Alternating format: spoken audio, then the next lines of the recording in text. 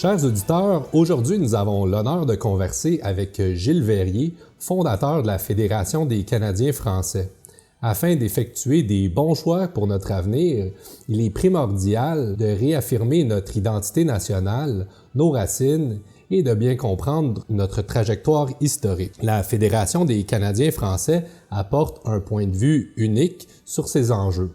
Son site, intitulé « Les Canadiens français à l'assaut du temps », se propose comme le reflet de l'évolution de notre vie nationale depuis les pionniers de la Nouvelle-France jusqu'à aujourd'hui. Animée par l'ambition de ses membres, la Fédération a pour but de réhabiliter l'idée nationale face à la mondialisation et à raviver la flamme patriotique. Donc, sans plus tarder, laissez-moi vous présenter Gilles Verrier. Merci beaucoup de cette présentation, Alexandre. Ça me fait plaisir d'être ici aujourd'hui. Tout d'abord, je voudrais parler de l'importance de l'amour pour la patrie. L'amour pour la patrie, pour moi, c'est un prolongement de l'amour pour la famille, parce que la patrie, dans le fond, c'est la grande famille. Alors, je pense que historiquement, ça a existé dans toutes les populations du monde, que notre lieu de naissance se raccorde à des générations passées, mais se raccorde aussi à nos contemporains à travers l'existence de la famille, de la grande famille, des cousins, etc., et des ancêtres et tout ça. Alors ça, c'est la patrie. Et c'est très important de ressentir quelque chose pour la patrie, parce que les êtres humains ne sont pas des électrons libres, en fin de compte. Ça nous offre des repères sur notre passé, nos racines. Des repères, plus que des repères, c'est un ancrage organique et matériel, finalement, dans notre existence. Je voudrais quand même apporter certaines précisions. C'est que la Fédération des Canadiens français n'est pas, à ce stade-ci, une organisation structurée. C'est plutôt ce qu'on pourrait appeler une mouvance d'idées, une mouvance d'intérêts partagés à travers justement l'idée de relancer la nation canadienne-française qui a beaucoup souffert du néo-nationalisme. Nous sommes allés, depuis la Révolution tranquille, de plus en plus vers une identité provinciale, qui est celle de l'identité québécoise, et qui a jeté beaucoup de discrédit sur notre identité traditionnelle et notre identité historique. Alors, il y a lieu, selon nous, de rééquilibrer les choses à ce sujet-là, dans le sens que la nation québécoise a peut-être 50 ans d'existence, mais c'est pas ce qu'on peut vraiment appeler une nation. Une nation, c'est une communauté humaine constituée historiquement de manière plus prolongée que par une décision de l'État ou par une décision de quelques personnes 50 ans passés. Ça, c'est le deuxième commentaire que je voudrais apporter, disons, par rapport à la Fédération des Canadiens français. Ce que j'aimerais dire aussi, en ce qui me concerne, parce que tu me présentais avec beaucoup on t'a dit avec honneur, tout ça, je veux dire, moi, quand même, je suis une personne assez modeste là-dedans. J'ai pas de qualification particulière, sauf que je m'intéresse à la politique, je m'intéresse à la nation depuis longtemps. Disons, déjà, ça existait dans le milieu familial chez moi. Et puis, j'aimerais dire à ceux qui nous écoutent que certaines choses, c'est pas pour me vanter en tant que tel, mais c'est pour parler un peu de moi comme étant une personne qui est intéressée par ces questions-là de longue date, mais que je ne le suis pas uniquement par une approche livresque ou par une approche intellectuelle, mais d'abord à titre de jeune militant ou de jeune participant à plusieurs événements qui ont été importants pour le Québec dans les années 60. En 1966, à l'occasion de la campagne électorale du RIN, le Rassemblement pour l'indépendance nationale, avec Pierre Bourgault, j'ai été une des personnes qui a milité pour le candidat de mon comté, Paul Soulard. J'appliquais des affichettes et puis je faisais un petit peu de porte-à-porte et tout ça. J'en parlais à tous ceux que je pouvais. J'étais vraiment convaincu. J'avais 15 ans. À 16 ans, l'année suivante, en 1967, j'ai vu passer le cortège du général de Gaulle sur la rue Sherbrooke, tout près de chez moi. Puis j'étais réellement enthousiasmé par cet événement-là. Après que le cortège est passé, je me suis rendu à la maison, j'ai ouvert ma télé, puis là, je l'ai entendu lancer son Vive le Québec libre sur le balcon de l'Hôtel de Ville. Alors, j'ai vécu ça en temps réel. Tu as des images vives encore de ça dans tes souvenirs? Oui, effectivement, tout à fait. Des images impérissables. L'année suivante, ça c'est en 67, en 68, j'étais à la manifestation où est-ce que Pierre Elliott Trudeau était au Parc La Fontaine. J'étais présent à cet endroit-là, qui a été juste à la veille de l'élection de Pierre Elliott Trudeau. Je suis une personne qui était impliquée et j'avais pas la conscience politique ou j'avais pas l'expérience politique que j'ai aujourd'hui. Mais j'avais déjà le sentiment, alors on a parlé de patriotisme, on a parlé de patrie.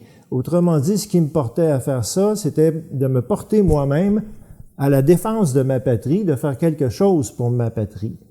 Et puis, c'est pas nécessaire d'avoir une politisation très approfondie pour ça, parce que ça vient au départ souvent du cœur, souvent d'un sentiment d'appartenance à une communauté plus large. Aujourd'hui, Gilles, c'est rare d'entendre quelqu'un s'affirmer comme Canadien français. On entend plutôt dire « je suis québécois ». Explique-nous la différence. Il y a une différence qui date de 50 ans à peu près. Et si c'est rare, c'est devenu rare que récemment. Parce qu'avant ça, c'était commun, c'était tellement commun que tout le monde se désignait comme Canadien français. Même Pierre Bourgault, dans une petite brochure qui est un discours qu'il prononçait en 1962, il dit là-dedans: c'est important de tout faire pour relancer la cause des Canadiens français et arriver à leur libération. Option Québec de René Lévesque, c'est la même chose, dans le sens que c'est la raison pourquoi il lance Option Québec, c'est pour défendre les Canadiens français et l'émancipation des Canadiens français. Si on prend Daniel Johnson, c'est encore la même chose. Lors d'une conférence constitutionnelle en 1969, Daniel Johnson a dit à la face du Canada que le but des changements constitutionnels était de reconnaître la nation canadienne-française, dont le Québec était le foyer, et les Canadiens français de l'extérieur du Québec prenaient Québec pour leur point d'appui. Alors, c'est quelque chose qui est très, très présent dans notre histoire récente. Quand on parle de 50 ans, c'est récent. Et puis, ça a continué parce que ça n'a jamais disparu. Donc, il y a toujours un côté canadien-français. Et je pense qu'on va y revenir plus tard parce que c'est important.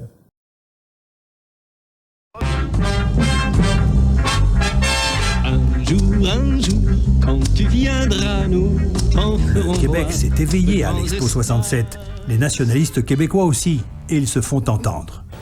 Nous vous demandons de vous joindre à nous dans cette grande bataille. Pierre Trudeau les a en horreur. Il jure de remettre le Québec à sa place. But I am trying to put Quebec in its place, and the place of Quebec is in Canada, nowhere else.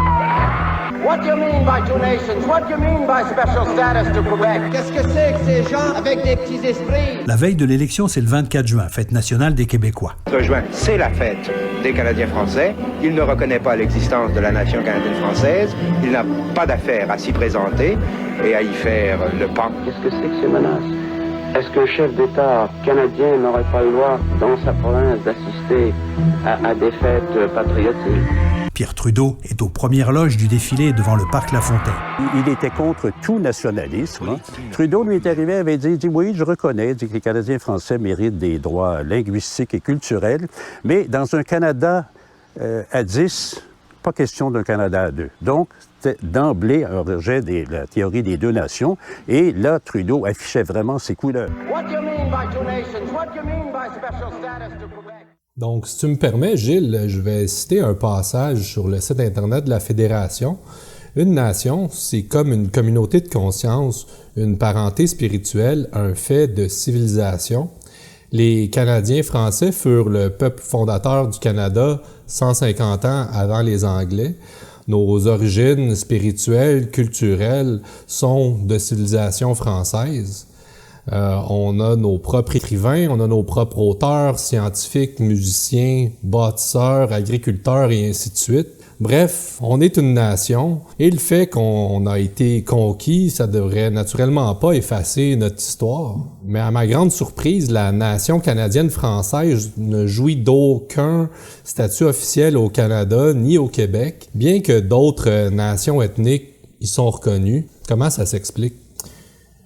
Ça s'explique par le fait que la nation canadienne à l'époque, qui est devenue canadienne-française à cause des obligations de la traduction, mais la nation canadienne qui a été conquise en 1760 par les Anglais, a été conquis par un conquérant qui est extrêmement hégémonique, dans le sens que sa volonté de nous assimiler et de nous faire disparaître était claire. Elle s'exprime de manière limpide dans le rapport Durham, par exemple, et dans de nombreux gestes qui ont été posés par le pouvoir colonial.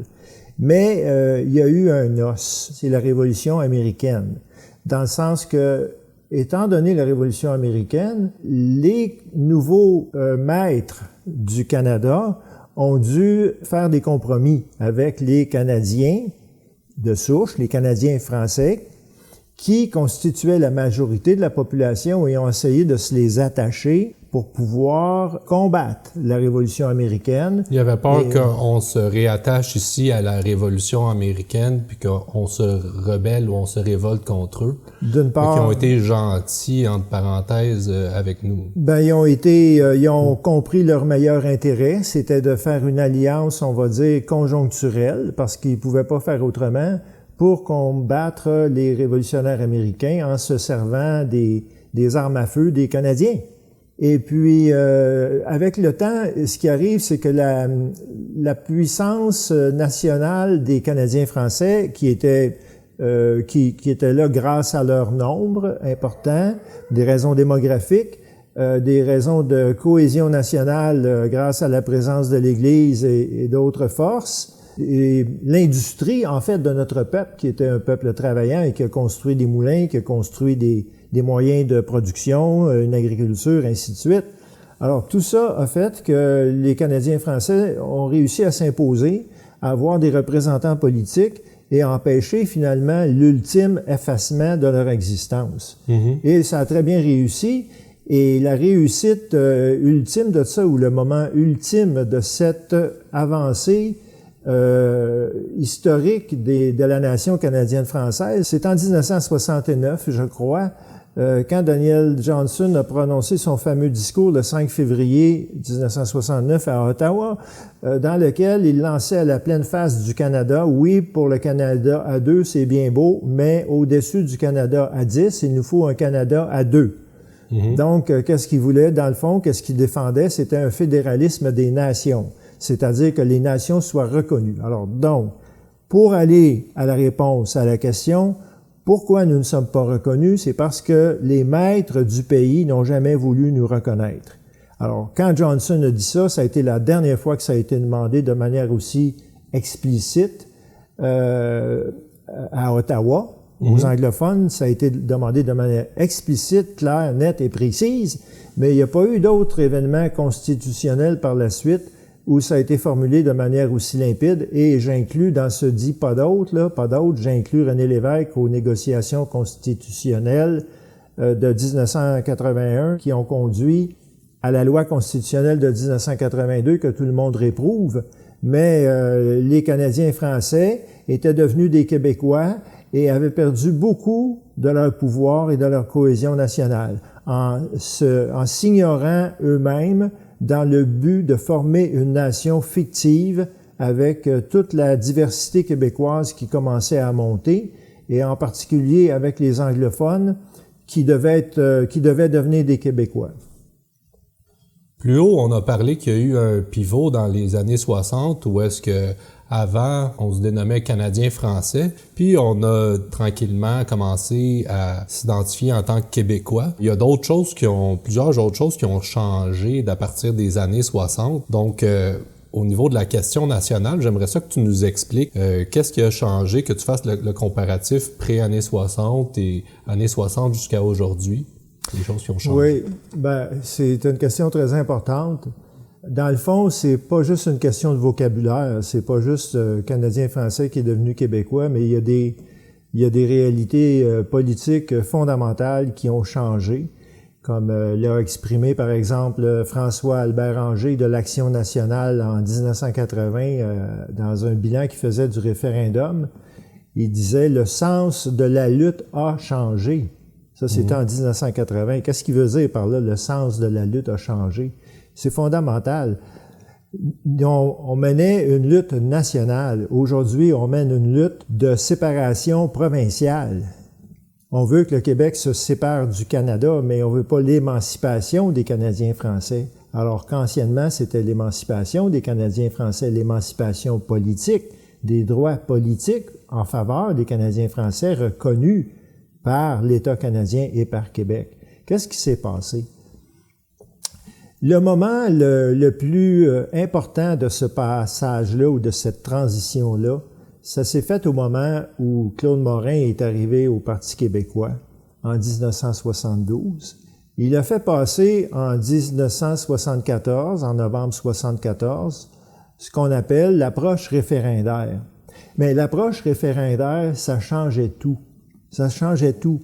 Parce que là, ce n'était plus la lutte des Canadiens français, là, c'était officiel, évident, fini. C'était plus la lutte des Canadiens français, c'était la lutte des électeurs du Québec pour un changement constitutionnel au sein du Canada.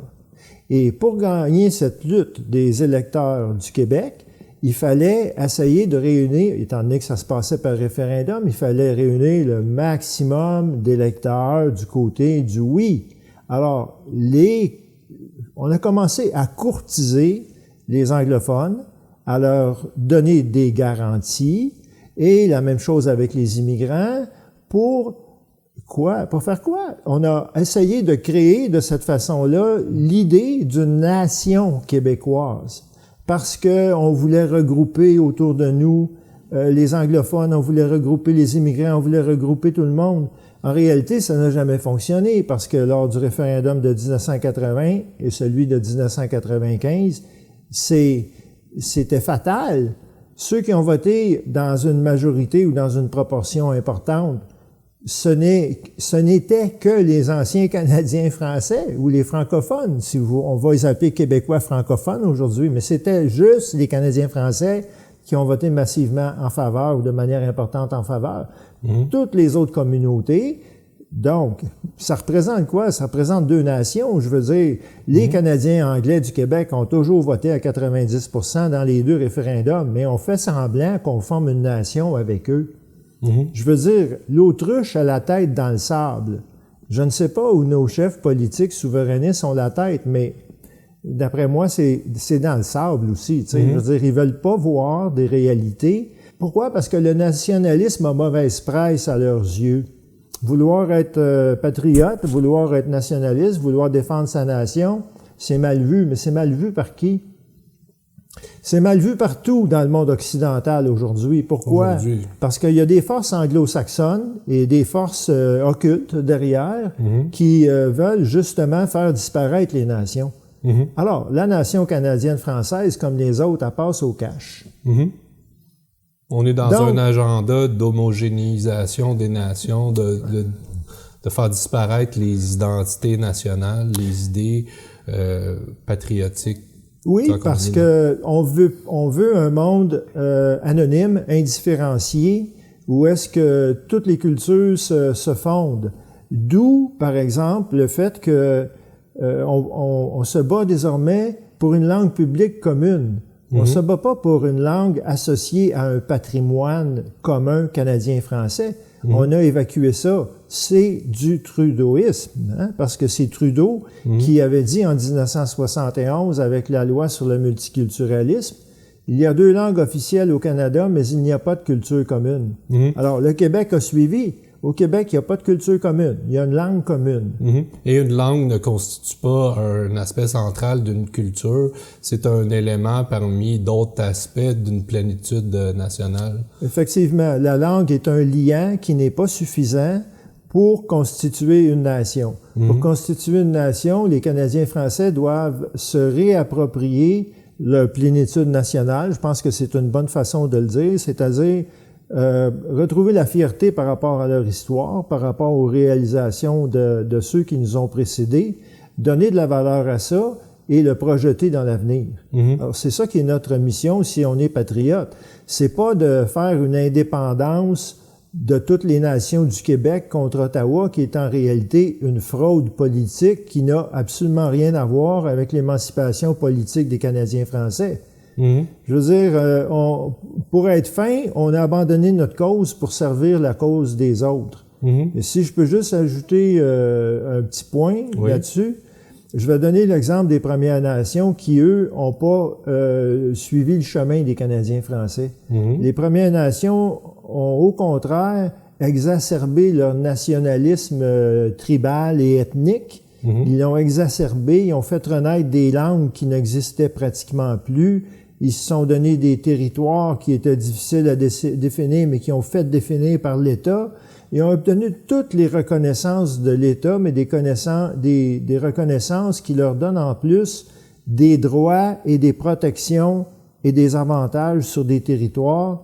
Ils ont maintenant des polices autochtones dans certaines réserves. Ils ont obtenu toute une série d'avantages pour réhabiliter leur statut de nation ethnique. Je pense que nation, c'est peut-être le pousser un peu fort parce que quand on est 900 personnes ou 2000 ou 3000 personnes, appeler ça une nation, c'est un peu pousser le bouchon un peu fort, mais néanmoins. Ça leur a permis d'avoir des outils pour perpétuer dans le futur aussi, protéger leur avenir. Tout à fait. Ils ont été fidèles à leur histoire, ils ont été fidèles à eux-mêmes et ils ont obtenu des avantages de ça. C'est ce que les Canadiens français auraient dû faire si les Canadiens français avaient persisté dans on va dire, l'époque qui est le sommet de leur puissance politique, à l'époque de Daniel Johnson. S'ils avaient persisté dans cette voie-là, ils auraient obtenu des gains. Mais la grande bifurcation, c'est l'arrivée de Claude Morin. Les propositions de Claude Morin ont passé au Parti québécois, mais il y a un peu de force. Plusieurs personnes de l'exécutif s'étaient mobilisées pour faire passer ça dans un congrès.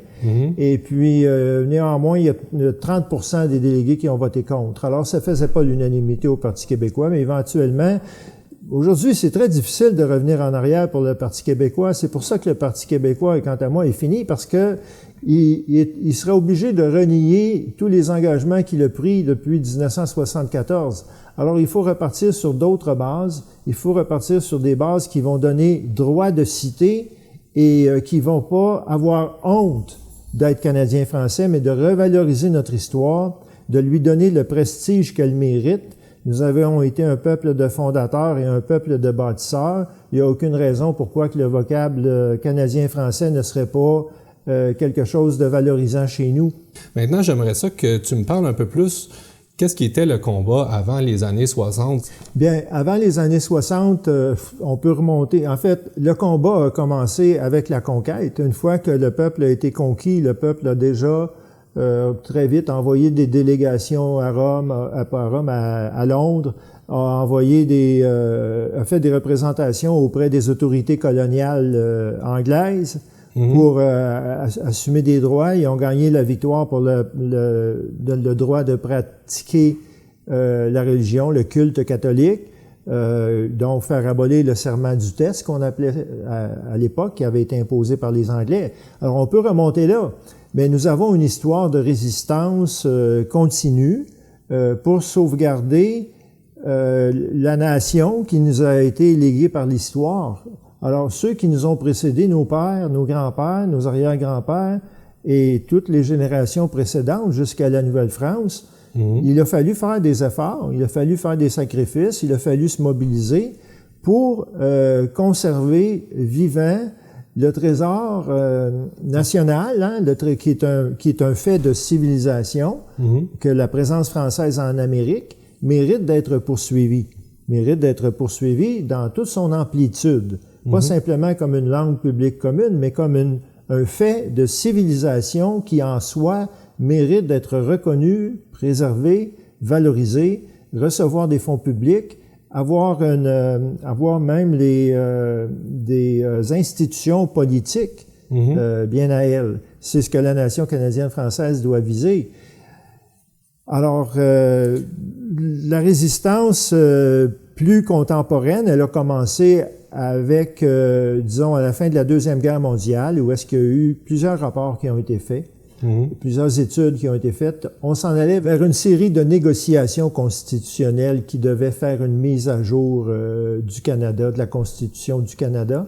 C'est dans cette direction-là qu'on s'en allait après la Deuxième Guerre mondiale, puis tout ça a commencé à changer à partir des années 60.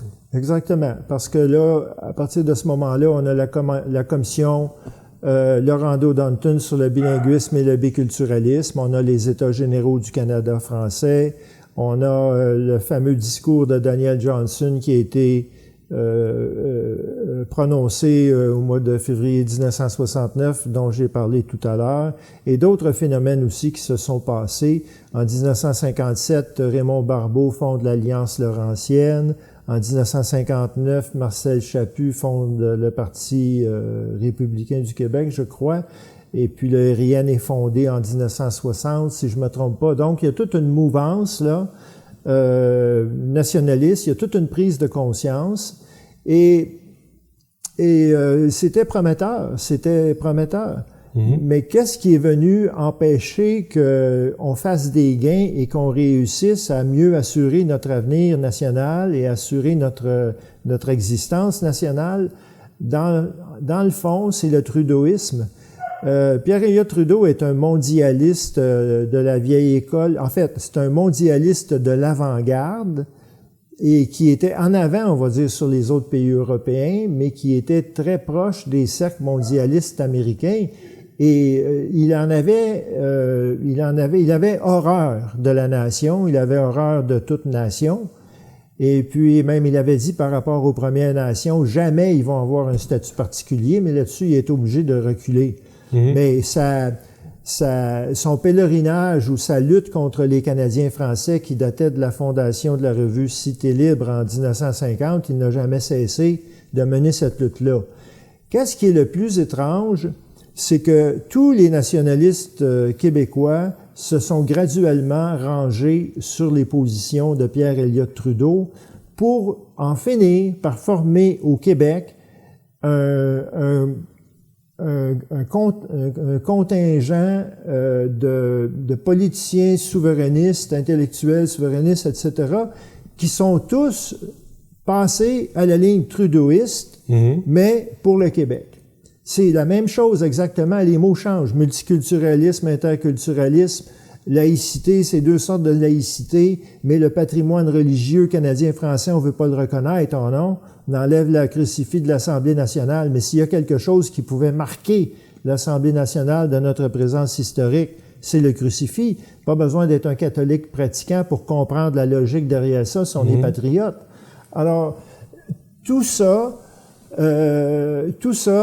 est absolument inconcevable dans le sens que tout le recul qu'on a fait, c'est finalement l'influence trudeauiste qui a été assimilée peu à peu et goutte à goutte par Pierre-Elliott Trudeau parce que nos intellectuels canadiens-français n'ont pas été en mesure de lui donner une réplique sur le plan intellectuel et de faire une organisation politique et une organisation intellectuelle qui était vraiment qui mettait vraiment en échec les choses que Pierre-Elliott Trudeau voulait mettre de l'avant. Maintenant, Gilles, peux-tu nous expliquer pourquoi que la reconnaissance de notre nation socio-historique est importante? Puis qu'est-ce que ça changerait au bout de la ligne si la nation canadienne-française était reconnue officiellement au Canada et au Québec? Oui, c'est une bonne question. C'est une question qui est d'une très, très grande importance. Très, très grande importance. Une nation qui n'est pas reconnue, qui n'a pas de statut national, même si elle n'est pas indépendante, si elle a un statut national, elle peut agir politiquement en son nom et défendre ses intérêts sur la scène intérieure et sur la scène internationale. on a l'exemple des Premières Nations du Canada qui, depuis les années 1968-69, ont commencé à se donner des chefs et des revendications dans le but d'obtenir un statut de nation. Ce qu'ils ont réussi à faire, en étant fidèles à eux-mêmes, en ne changeant pas leur nom, mais en reconnaissant leur nom ancien et leur territoire ancien. Autrement dit, ils ont fait valoir des droits enracinés historiquement. Mm-hmm. Et ils ont réussi à obtenir un statut enviable en ce qui concerne les Canadiens français, parce que ça leur donne des droits qu'ils n'avaient jamais eu avant, ça leur donne des réparations, ça leur donne des montants d'argent, ça leur donne des... Alors, je pense que c'est extrêmement... c'est un exemple qui est extrêmement clair de ce à quoi sert un statut national. Mm-hmm. Nous ne sommes pas des Premières Nations dans le même style que les Premières Nations indigènes là, du Canada qui... Dans certains cas, ces nations-là peuvent constituer 1000 personnes, 2000, 5000, 20 000 personnes. C'est certain qu'on appelle ça des nations par certaines sympathies, mais en réalité, c'est plutôt des communautés ethniques. Mm-hmm. Le cas des Canadiens français n'est pas tout à fait comparable. Je pense qu'il y a des distinctions à faire, mais il reste que ce qu'il faut saisir, c'est que c'est pas l'indépendance du Québec qui va nous donner un statut comme Canadiens français. Mmh. Il faut qu'on ait un statut comme Canadiens français, indépendance du Québec ou pas. Parce qu'à l'heure actuelle, si l'indépendance du Québec se produisait avec les Canadiens français sans statut, on serait très mal pris. Mmh. On aurait encore beaucoup de difficultés à faire valoir nos droits, à faire valoir avoir un rôle prépondérant à l'intérieur du Québec même. Mm-hmm. Parce qu'une indépendance du Québec qui arriverait demain, ça serait avec l'accord de la minorité anglaise aux droits consacrés, avec l'accord des immigrants. Donc, on serait pas seul, là. Mm-hmm. Alors, il faudrait qu'on continue de se battre pour défendre nos intérêts, mais sans statut, on n'aurait pas de statut. Alors, donc, à l'intérieur du Québec, aussi bien qu'à l'intérieur du Canada, il est fondamental que les Canadiens français et les Acadiens, pour la même raison, revendiquent et obtiennent un statut, et un statut national, avec des droits et des territoires, des prérogatives, etc., optimales, c'est-à-dire le mieux qu'on peut aller chercher dans ce cadre-là. Un statut national nous donne des droits, nous donnerait des droits, des outils légaux pour qu'on puisse se défendre et puis pouvoir assurer notre futur aussi en tant que nation, justement pour se protéger à l'assaut du temps. C'est pas pour rien que le site Internet, le slogan, c'est « Les Canadiens français à l'assaut du temps ». Ça nous prend des outils pour pouvoir perpétuer au travers du temps et pouvoir survivre justement à ces enjeux temporels-là. Précisément, c'est exactement ça. Le statut nous permet d'accéder à des institutions, c'est-à-dire institutionnaliser notre existence et institutions politiques, pas seulement des institutions culturelles ou des institutions de ce type-là, mais des institutions politiques. Donc, c'est un chemin, ça fait partie du chemin à suivre pour assurer notre avenir. Maintenant, Gilles, parle-nous de la trajectoire des Canadiens français. Vers où est-ce qu'on s'en va dans les prochaines décennies si on continue la trajectoire qu'on a présentement?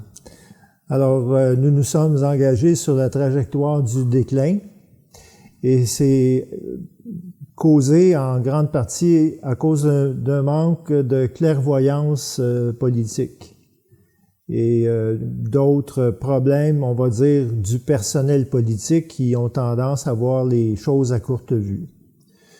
Le déclin dans lequel nous sommes engagés n'aura pas de fin, dans le sens qu'on s'en va, comme le disait Maurice Séguin, l'historien, on s'en va vers, on coupe en deux notre nombre, autrement dit, le caractère minoritaire de notre existence va devenir de plus en plus un caractère folklorique, Et d'ailleurs, sur le plan culturel, du fait qu'on a séparé la langue de la culture, les parlants français aujourd'hui sont devenus des Américains culturellement. Alors, tout ça est un sombre tableau. Et les perspectives sont à la même, sont aussi sombres au moment où on se parle, parce qu'on prétend qu'on a un État du Québec, mais on n'a pas d'État du Québec. On prétend qu'on est une majorité au Québec. Oui, on est une majorité provinciale, on n'est pas une majorité au Canada. Notre statut démographique est d'être une minorité canadienne avant d'être une majorité québécoise. Et l'État du Québec est un État qui est subordonné à la Constitution canadienne et il n'a pas de pouvoir pour prendre des mesures énergiques en faveur de la défense des Canadiens français, une nation qu'il ne reconnaît pas d'ailleurs. Bon. Alors, donc, on est effectivement dans une vrille. C'est une trajectoire descendante, mais ça s'en va en vrille. Alors, on peut voir au travers des décennies la trajectoire dans laquelle au niveau démographique, mais aussi au niveau de la culture, on écoute de moins en moins la musique, la télévision québécoise. On est de plus en plus sur Netflix. Oui. Donc, et tous ces phénomènes-là, des nouvelles technologies de l'information, naturellement, ça représente une menace additionnelle pour nous. Et pour d'autres peuples également, qui sont pas qui sont des nations ou des pays qui parlent des langues différentes que l'anglais. C'est une menace qui est assez généralisée. Pour nous, elle est encore plus dangereuse. Alors, c'est donc très important de dire, on est à l'heure actuelle dans on est comme en chute libre, dans le sens que le poids de la gravité nous amène à néant. Est-ce qu'il y aura un redressement? C'est ce que les patriotes souhaitent, et ce redressement-là peut pas se faire par les moyens détournés qui ont été pris depuis que la québécitude s'est imposée.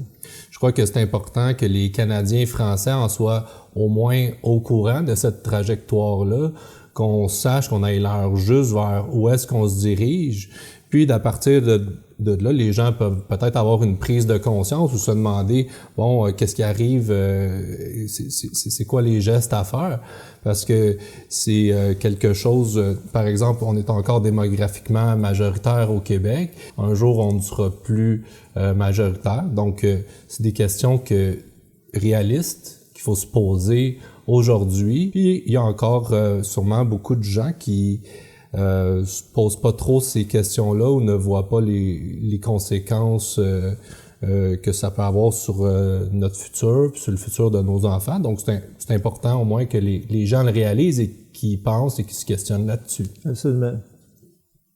Maintenant, la question qui suit d'une façon un peu naturelle, qu'est-ce que ça demanderait pour remonter la pente, pour renverser la vapeur? Oui, c'est certain que c'est une question très difficile, puis c'est une question à laquelle personne ne peut répondre avec assurance, parce que on est au balbutiement d'un redressement national. Et s'il n'y a pas à un moment donné, dans le sens qu'on essaie de faire un bon travail à la Fédération des Canadiens français pour sensibiliser nos compatriotes, mais s'il n'y a pas de relève, il n'y a pas de relève dans le sens que ça va avoir une portée limitée. Qu'est-ce qu'on essaie de faire, c'est de provoquer une crise de conscience, une prise de conscience plutôt, qui fasse qu'il y ait une force ou une puissance politique qui se manifeste chez les Canadiens français. C'est ça qu'il faut. Avant d'obtenir tout gain, il faut d'abord une prise de conscience qui se répande un peu plus, qui se généralise davantage pour être capable de former des organisations qui ont un nombre important de membres, qui ont des moyens de communication, qui ont des moyens de faire valoir leur point de vue. Comme nous avons, en l'an 2000, nous avons lancé l'appel pour une révision de la loi 99-2000 en demandant que l'État du Québec reconnaisse un statut national aux Canadiens français. Mais comme nous n'étions que quelques-uns à faire cette revendication-là, ça n'a pas eu beaucoup d'écho. Alors, il faudrait que des revendications comme celle-là, qui sont absolument indispensables si on veut aller quelque part, si on veut continuer notre épopée. Il faudrait que ces revendications-là trouvent un écho beaucoup plus grand au sein de notre population. D'abord, c'est les premières étapes. Après ça, un coup qu'on est organisé politiquement, parce que c'est un objectif de la Fédération des Canadiens français de redonner du poids politique ou de redonner une présence politique aux Canadiens français pour que nous puissions parler nous-mêmes de notre propre voix. Ce qui n'est pas le cas du gouvernement du Québec. L'État du Québec est obligé de parler au nom de tous les Québécois. Alors, parler au nom de tous les Québécois, ils ne reconnaissent pas les Canadiens français. Ils servent autant les intérêts de la communauté anglophone aux droits consacrés que les intérêts des Canadiens français. On ne peut pas se fier sur l'État du Québec. Maintenant, Gilles, on est face à des enjeux importants actuellement. Il y a la mondialisation, il y a les questions du multiculturalisme, que ça fait déjà quelque temps que ça fait partie des enjeux importants au Québec, mais que c'est difficile d'en discuter politiquement. Mais dans les dernières années, là, on entend de plus en plus parler de la mondialisation, pas seulement au Québec, pas seulement au Canada, mais dans tous les États occidentaux. Donc, comment la Fédération des Canadiens français s'adapte face à ces enjeux-là? Oui, alors c'est clair que les enjeux du mondialisme sont déterminants aujourd'hui parce qu'il n'y a pas un État qui est effectivement indépendant. L'indépendance des États est diminuée ou relativisée par l'appartenance, par exemple, des États anglo-saxons. Ils appartiennent à l'Alliance des Five Eyes ou ils appartiennent à l'OTAN, etc. Tout ça diminue les souverainetés des États parce que il y a un chef dans toutes ces associations-là ou dans tous ces blocs-là. Le chef, c'est les États-Unis et les autres pays sont obligés de se conformer finalement à ce qui est décidé. C'est un petit peu comme ça que ça marche. Et puis, la puissance du mondialisme est là, mais elle n'a aucun intérêt à promouvoir l'existence des nations. Ce que le mondialisme promeut, c'est le multiculturalisme partout. Autrement dit, des identités nationales diminuées partout, remplacées par des identités communautaires dans des quartiers, dans des petits quartiers ici et là. Autrement dit, le paysage humain devient une mosaïque de cultures, mais il n'y a plus de culture nationale, il n'y a plus de culture générale, donc il n'y a plus de mobilisation générale non plus. Alors, la population... la nation est une manière de structurer l'humanité, si on veut, donner des pouvoirs à la nation, soit comme nation indépendante ou soit à l'intérieur d'États qui reconnaissent les nations, comme par exemple à l'intérieur d'un fédéralisme des nations qui est respectueux des entités nationales qui se trouvent à l'intérieur. Il y a différentes formules qui peuvent être appliquées. Mais c'est certain que la formule la plus cruelle pour l'avenir de l'humanité, c'est de faire disparaître tout ce qui concerne l'écologie humaine. C'est-à-dire l'écologie humaine, c'est l'existence des nations, parce que ce sont des structures humaines qui conservent un patrimoine de l'humanité, chacune d'entre elles. Alors donc, la valeur de la nation a une valeur de civilisation. Il faut les conserver, il faut les entretenir. Qu'est-ce qu'on doit faire? On doit s'opposer au mondialisme, on doit s'opposer au trudeauisme. Le trudeauisme est la forme de mondialisme au Canada. La québécitude est la forme du trudeauisme au Québec. Alors, c'est à ça qu'il faut s'opposer. Si on fait un parallèle entre le trudeauisme et la québécitude et les valeurs du mondialisme, on pourrait faire un parallèle, puis ça se ressemble tout à certains égards, même si ça peut s'exprimer avec des nuances légèrement différentes entre elles. Aussi par rapport au multiculturalisme du point de vue mondialiste, on dit vouloir protéger les cultures au travers du multiculturalisme, ce qu'au bout de la ligne a pour effet de diluer. On pourrait le voir de façon aussi apparente si on regarde en Europe, où est-ce que les cultures entre les pays européens s'en viennent de plus en plus homogènes. Il devient de plus en plus difficile de distinguer, par exemple en allant en Italie, la belle culture italienne la profondeur de cette culture-là. Puis on va en Espagne, on va en France, vraiment bien distinguer la beauté et la personnalité de ces cultures-là devient de plus en plus difficile avec le multiculturalisme qui homogénise tout ça. Oui, effectivement, c'est tout à fait ça. On est dans un enjeu considérable, effectivement. Ici au Canada, si tu regardes, qu'est-ce qu'on nous dit, c'est que c'est bien qu'il y ait beaucoup d'immigrants à Montréal parce qu'on est pour la diversité, on est pour le multiculturalisme. Mais le problème, oui, on est pour la diversité, mais ces gens-là ont déjà un pays. Tous ceux qui viennent ici pour former des communautés, parfois refermées sur elles-mêmes, plus ou moins, pas toutes, mais assez fermées, parfois très fermées sur elles-mêmes, ces gens-là ont déjà un pays. Mais là, ils viennent ici pas pour s'intégrer, mais ils viennent ici pour reformer quelque chose qui ressemble à leur pays à l'intérieur d'un petit territoire qui est pris sur notre territoire national, dans le fond. Alors, c'est pas une chose qui est souhaitable. C'est pas une chose qui est du tout souhaitable parce que la diversité planétaire, c'est pas d'avoir 50 nationalités dans 2 km² de la ville de Montréal. La diversité planétaire, c'est d'avoir des pays et des nations socioculturelles historiques répartis sur leur propre territoire à la surface de la planète. C'est comme ça que la diversité planétaire devrait être comprise, à travers la médiation des nations historiquement constituées, et non à travers leur destruction et leur éparpillement, tu sais. Alors, donc, c'est une réflexion à faire, mais je suis convaincu que la question de la diversité peut être posée d'un point de vue multiculturaliste ou peut être posée d'un point de vue des nations. Le point de vue des nations, c'est que la diversité planétaire se fait à travers la médiation des nations historiquement constituées dans leur terroir naturel, là où ils ont pris naissance, parfois au cours de millénaires, de centenaires, de décennies, etc. C'est ça qui est la beauté civilisationnelle de la nation. Ici, on a des particularités comme Canadiens-Français, qui est une histoire unique, notre épopée nationale, etc. Elle mérite d'être conservée. Donc, la réalité d'aujourd'hui, Gilles, c'est qu'on vit présentement dans un Canada, un Québec multiculturel. Aussi, les Canadiens français proviennent de différentes origines. Donc, comment que la Fédération entrevoit ou adresse ces questions-là? Oui, ben, c'est certain que on revient toujours au même problème, c'est que nous, on n'a pas vraiment le pouvoir de changer les règles de l'immigration. Alors, on les subit.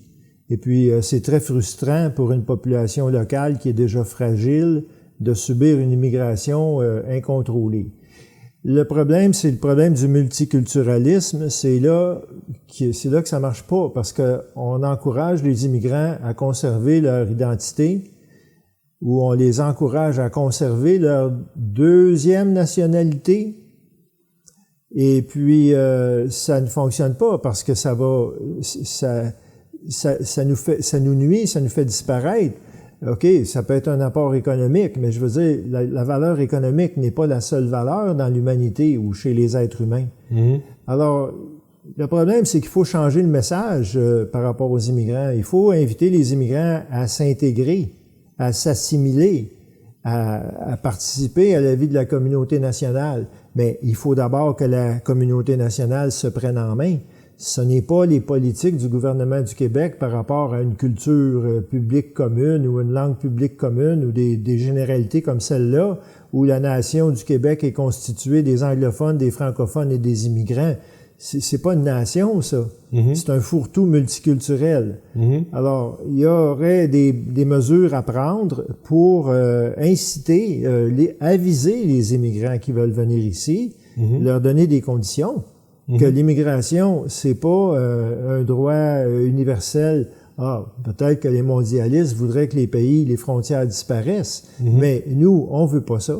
On veut pas que les frontières disparaissent. Alors, il faut avoir des conditions d'admission des immigrants qui assure un apport non seulement économique au pays d'accueil, mais qui assure aussi à moyen ou à long terme un apport à la construction nationale de l'endroit où ils vont.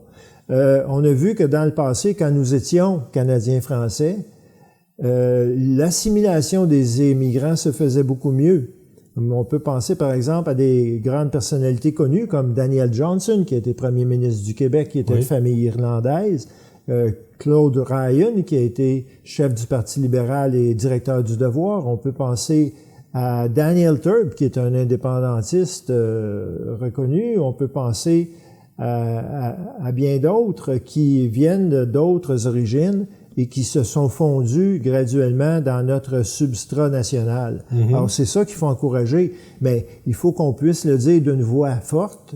Le problème, c'est que le Québec ne peut pas le dire d'une voix forte parce qu'il appartient au Canada et parce que la mentalité de ceux qui se font élire à Québec, même chez les souverainistes, c'est une mentalité multiculturelle. Alors, ils se sentent coincés. Ils pensent que s'ils disent des choses comme je viens de dire, ils vont se faire traiter de racistes, ils vont se faire traiter de ceci, cela. C'est sûr que ça demande du courage. Ça demande un certain courage de faire ça, parce que c'est pas juste aller contre des forces internes à l'intérieur du Québec, mais c'est aller à l'encontre d'un courant qui dépasse beaucoup le Québec, qui dépasse le Canada. Alors, il y en a qui veulent faire un monde, qui veulent créer un monde nouveau, où est-ce qu'il n'y aura plus de nation, il va juste avoir des individus qui vont former une diversité, mais sans cohésion. Et sans langue commune, sans idées, sans valeurs communes. Sans racines. Autrement dit, sans racines, c'est comment on dit, humain, c'est homo economicus. C'est-à-dire que ta seule fonction dans ta vie, c'est de travailler à l'économie. Pourquoi? Tu sais, il n'y a pas de projet national, il n'y a rien qui nous rassemble. Il n'y a rien qui nous rassemble, il n'y a rien qui nous enracine dans des valeurs plus profondes dans le passé, ce qui fait qu'il y a un niveau de danger à ce niveau-là, parce que des nouveaux courants de pensée pour changer la façon dont on agit serait plus dans une nation qui ne s'identifie pas dans ses racines et plus malléable vers des nouveaux courants de pensée qui pourraient nous faire aller dans des mauvaises directions. Moi, je pense que c'est le cas qui arrive en ce moment, c'est que on a délaissé beaucoup nos origines, nos racines, notre passé historique, les connaissances culturelles et historiques qu'on a par rapport à tout ça, ce qui fait qu'aujourd'hui, on est influencé par, on se laisse facilement influencer par une culture anglo-saxonne ou américaine, sans trop se poser la question d'où on vient, qui on est là-dedans. Puis, est-ce qu'on est en train de perdre quelque chose qui est beau et qui est précieux?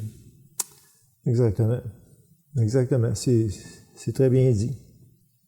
Pour les personnes qui seraient intéressées à participer à la Fédération des Canadiens français, de quelle façon qu'ils peuvent participer? Oui.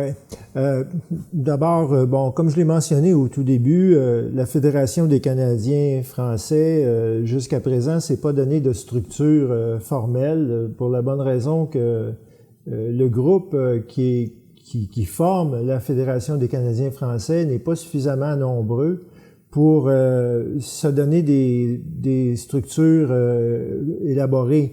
Et aussi, c'est dû au fait que ce que j'ai remarqué au cours des années, ça fait maintenant un peu plus de 3 ans et 3 mois que j'ai commencé ce projet-là, j'ai lancé ce projet-là le 1er janvier 2020.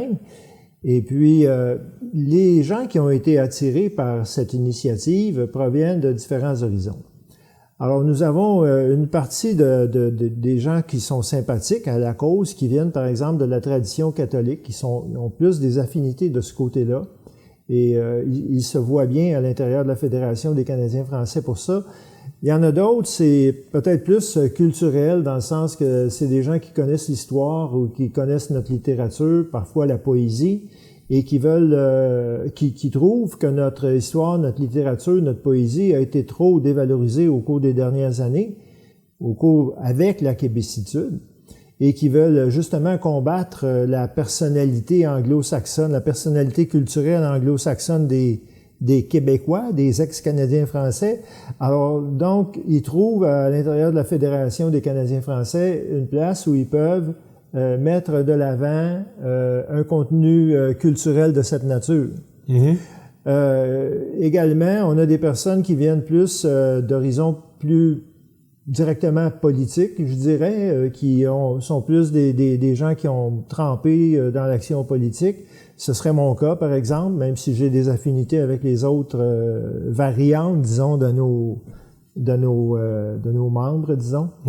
Et puis, donc, on recherche à regrouper ou à réunir des gens qui viennent de différents horizons.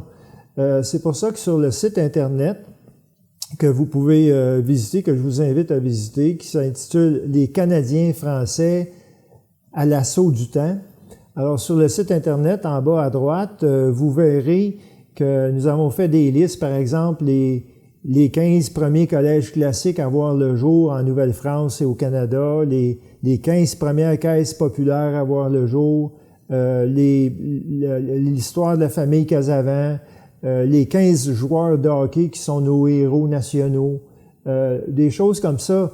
Alors, l'idée derrière ça, c'est d'essayer de montrer de manière, on va dire, très, très modeste encore, mais de représenter une certaine plénitude nationale, dans le sens qu'on on veut pas se situer comme une chapelle politique qui exclut. Non, au contraire, c'est plutôt inclusif.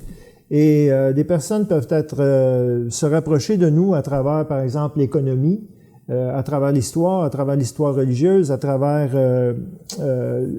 les grands personnages de notre histoire, comme nous avons commencé à proposer un panthéon des Canadiens français qui sont les plus illustres personnages de notre histoire. Alors, c'est une initiative qu'on a eue, c'est toujours en chantier parce que avant que ça devienne quelque chose qui va se formaliser, il peut s'écouler encore plusieurs années, mais l'initiative a été lancée.